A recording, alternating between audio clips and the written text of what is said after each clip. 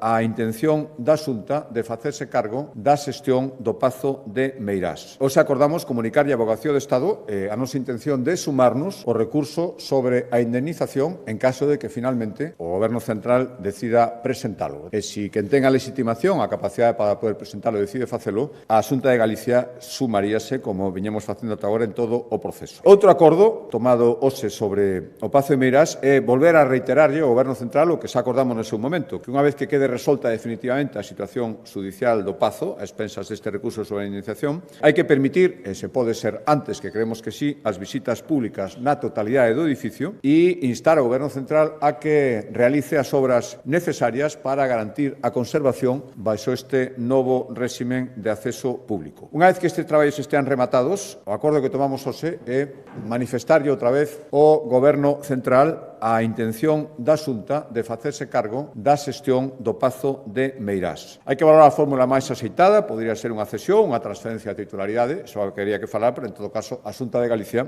quere xestionar o Pazo. Xestionaríamos a nova vida deste Pazo, o novo acceso libre á ciudadanía galega logo desa sentencia que celebramos todos hai uns días.